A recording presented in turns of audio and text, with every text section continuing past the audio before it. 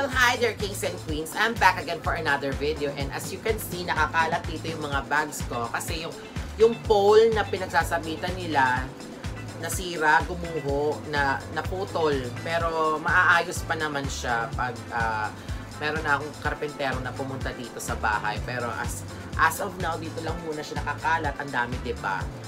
Dito lang muna siya nakalagay. And dito ko na rin siya nililinis. At saka ilalagyan ng leather conditioner. Tapos, sometimes naka-aircon para hindi ma-preserve natin yung beauty ng mga bags. And, etong suot ko ngayon, pinatahi ko to sa kapitbahay namin. And this is my design na very elegant na kaftan dress. Ayan.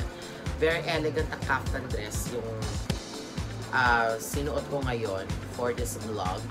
Ayan, makintab din yung mga lining niya. May mancha pa siya. Anyway, hindi ko pa naman nalalaban. Pero, ito yung ginamit ko last Christmas para sa Noche Buena. So, ayan. Bagong kaftan dress. And I hope na magkaroon pa ako ng mga kaftan dress sa susunod na buwan. Kasi, ito lang yung feeling ko na safe ako na hindi masyadong halata yung tiyan ko kasi mataba pa rin ako. Well, nag-workout pa naman ako pero syempre may tiyan pa rin naman ako kaya favorite ko mag-kaftan dress and press ko siya. Ayan, ganyan siya kaluwag. Ayan, may mancha lang siya dito. Ayan. So, start tayo dun sa gusto kong i-vlog na bag, yung topic natin for today. Before ko siya pakita sa inyo, this bag is called Fino Leatherware. Yung brand is Fino Leatherware. This bag is from Fino Leatherware. Yun, ang Fino Leatherware, they started in the 90s until na gumagawa lang sila ng mga small leather goods or mga key holders or wallets or card holder or something. Until na nag-sketch sila from sketch hanggang sa ginawa nila yung mga bags na yon at nakilala na sila as a leather good company in leather good company sa mga bags. Tama ba siya sabi ko? Anyway, ayun na nga. Itong bag na to, nakikita ko na to when I was in high school in 2002 and 3 kasi yun yung mga panahon na gala kami sa mall ng mga friends ko. And nakikita ko na tong Fino store na to sa Robinsons, Manila. And kahit bata pa ako, na-appreciate ko yung pagka-leather niya. I don't know. Siguro, may pagka-elegante lang talaga ako pagdating sa mga craftsmanships and designs. So, and, nung nag-college na ako, tsaka ako nakabili ng aking first Fino leatherware bag. And then right after college, nakabilihan naman ako ng another bag from them. Tapos, in 2016, doon sila nag-start na gumawa ng mga ng mga parang may pagka-cultural, may pagka tama ba ang term ko doon?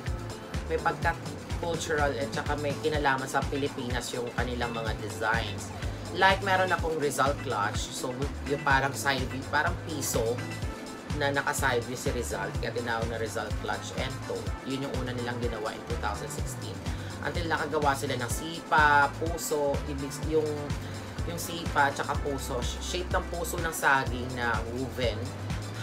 Leather woven siya. Tsaka, pati yung sipa naman may tassel. Pero, pa-square yung mga bags nila instead ng bilog. Pero, para siya may origami o ganon. And etong bag na ito, that is called Vinta clutch. Yung Vinta, yung mga boat na may layag sa Zamboanga.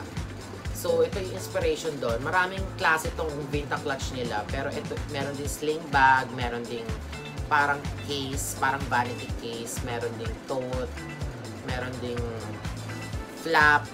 Tapos, itong clutch na to, yung pinili ko, it's cost 7,881 pesos to. Binili ko to sa Rockwell, pina-reserve ko. Kasi kilala na ako sa Fino store na bumibili ng kanilang mga, limited edition na designs. So, pinagbigyan nila ako na i-reserve ito for a few days, then tsaka ko binalikan sa store. So, they have a colors ng purple, yellow, green, and white. And then yung lock niya, parang twist, parang wrap. Yung lock, hindi ko alam. Parang siyang twist, inikot-ikot siya. And then, yung lining, it's fabric. Ayan.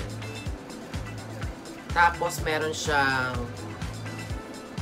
pocket here sa front and may pocket din siya dito sa back. And then, may logo ng Fino Leatherwear sa loob. Ayan. So, ganito lang kalaki yung loob niya. Ayun. Kung magtataka kayo, anong mailalagay ko dito? It's a lot.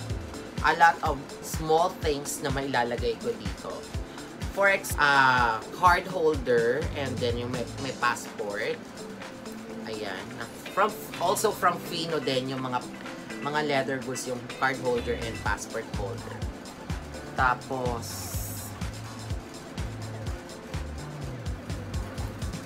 I think may Chanel na eyeshadow quad. Ilalagay ko siya naman dito sa bulsa. Of course, yung cigarettes ko kasya din dito. Tsaka yung lighter. And then may iPhone 6s.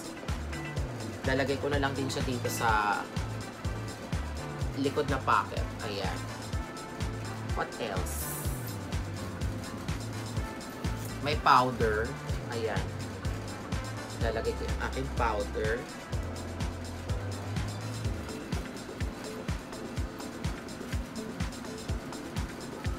Tapos yung wallet ko. Of course, yung iPhone 10 ko gamit ko ngayon, pero kasya pa siya. So, kasya naman yung aking wallet. Ayan. So, medyo bulky na lang siya. Ayan, wala na siya sa form. Ayan, and it fits. Tapos, pwede ka na mag-date night, night out, or pwede rin na pag nag-outing ka. Actually, this bag, ginamit ko to nung nagkagayan kami. Nagpunta kami sa Cagayan, sa Santa Ana, Cagayan, last year. And ito yung aking clutch bag sa travel ko. Pero, pag sumakay kami ng bangka, nilalagay ko to sa dry bag. Kasi baka masira yung pag nabasa yung leather. Ayoko kasi mabasa yung leather ko, iniingatan ko to. So, nilagay ko lang to sa aking malaking dry bag. Let's proceed naman sa design. Kaya ko napili ang Fino Leatherwear. Actually, sa mga leather goods na local dito sa Philippines, dalawang leather company lang yung nakikita ko na may character yung kanilang mga bags or leather goods. So, first dyan yung, of course, I love Fino Leatherwear and I love the leather stuff from this company. Tapos yung R-Tribe in other hand. Kasi mga unique yung designs nila. Sa craftsmanship naman, maganda. Although, may konting, may konting, yung sa sinulid niya lumagpas. Pero, it's not bothering kasi lock naman yung niya. Yun nga lang, sana mawala yung mga imperfections sa mga tahi-tahi. Sa leather, matibay ang leather ng Fino. Kasi yung mother ko, meron na rin siya dalawang Fino bags. Actually, 3. Nandito yung isa. Hindi niya ginagamit kasi sobrang laki. Pinili niya, ito rin, Vinta clutch na ganyan kalaki.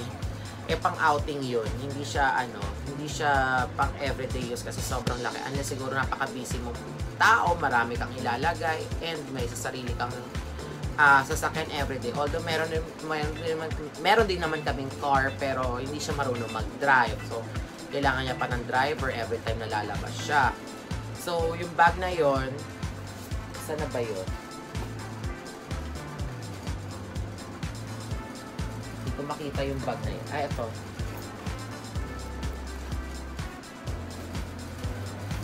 See? Ayan, ang laki, diba? Ito, ginamit ko to nung last na nagtagaytay kami. So, nilagyan ko to ng mga damit ko and towel. Ayan. Ito, Vinta clutch din siya. Another version naman nila ng pagka-Vinta. Diamond shape naman siya instead ng mga triangles. So, hindi niya ginagamit kasi nga sobrang laki. Pag nag-commute siya, nag-bus siya, nahihirapan siya. Pero, good idea yung bag na yan kapag talagang marami kang work, paperworks, or may laptop ka pa, tapos may sasakyan ka, it's okay. And maganda rin ang kanyang design. Although medyo na siya, na-UP na lang kasi hindi rin naman nag-iingat yung gumamit nito. Pero as of now, ako gumagamit kapag may outing. Na dyan lang, Tagaytay or pool. Pero sa beach, never ko ginagamit yung ganyang kalaki. While this one, ginamit ko po nung nag-beach kami, basta nilagay ko lang siya sa dry bag. What else na masasabi ko sa bag na to? It's very unique yung design. Hindi ko to nahanap sa mga local stores here in the Philippines kasi every leather company nandito sa Philippines may kanya-kanyang designs and aesthetics sa pagdating sa mga bags. Like School of Satchel, talaga traditional na satchel yung mga handbags nila. Tsaka meron din sila mga round bags na tote. While sa Fino naman, they started in 2016 na nagkaroon sila ng mga limited edition. Ayan. And ito lumabas ng 2017 yata. It's a part of them Spring-Summer collection sa Manila Festival. Manila Fashion Festival. Ano yun? Wala ako sa sarili. Manila Fashion Festival. Ayan. So, let's proceed naman sa mga pros and cons. Sa pros naman, syempre, hindi ka nga alam sa mga pros kasi, maganda siya. It's a elegant design na i-partner mo siya. I think maganda siya sa kaftan, tapos hawak mo tong bag na to. It's very elegant kapag may mga night out or coffee dinner, 'di ba? Pero sa cons, ang cons dito, natatanggal siya. Ayan, kasi kahit nakatali siya dito sa harap, dito sa likod, pwede siyang mahablot. So, careful ako sa paggamit. Like, ganyan lang yung hawak ko. And, yun lang. Since clutch naman to, wala naman talagang sling. Pero, siguro, next time, bibili ako naman ng Vinta clutch nila na sling naman. Para maiba. Parang ganit, same design pa rin. Parang same format pa rin ng bag. Pero, iba lang yung design. Tapos, may sling bag lang siya. Pero, yung takip niya, ganito pa rin. Same. Yung itanggal na ganyan. See? What else? What another cons? I think hindi makatayo tong bag na ito. Kasi pag tinayo mo siya, since ngayon puno siya, talagang tatayo siya. Pero pag medyo lessen yung niya, yung laman niya, let's magtanggal tayo ng ng laman. For example, ayan. Oh, tumatayo pa rin siya in fairness. Hindi siya natutumba. So, another pros yun na hindi siya tumutumba. Kasi, ang kakala ko, pag nabawasan yung laman niya, tutumba siya. So, subukan natin yung wala siyang laman. As in, wala. Baka tumumba siya. Kasi magaan din yung leather niya.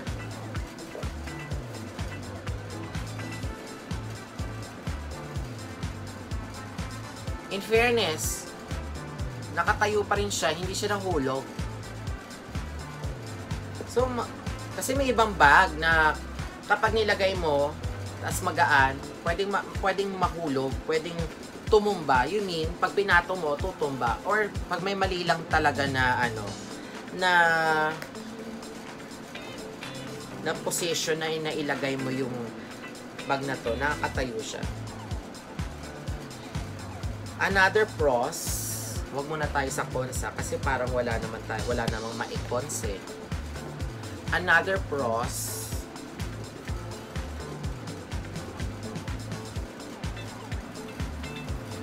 very handy siya at saka hindi mabigat yung leather niya. 'Di ba? Syempre, kung mabigat yung leather ng bag ng clutch mo, doble effort ka sa pagbuhat, 'di ba? Pero since ito magaan, very fit sa akin to. And I really like it talaga itong design na ito.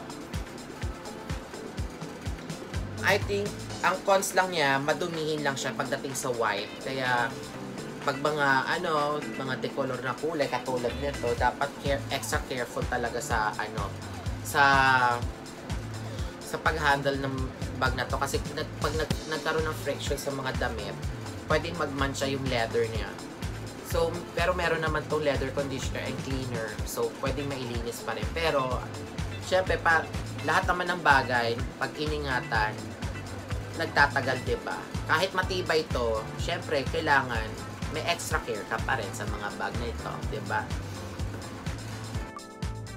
And I'm hoping na makabili pa ng more limited edition na Fino leatherware bags sa kanila kasi it's so nice and may character yung mga bags. Yun yung mga nagustuhan ko sa kanila. And hopefully, magkaroon pag may pera ako ulit. And I really love Fino. Because I support locals and I'm a Filipina. Since kasi nung nawalan ako ng work, so hindi ko naman need na gumamit pa ng mga big bags kasi I don't need talaga everyday yung ganong kalaking bag. So masaya ako sa mga pa-clutch or shoulder bag.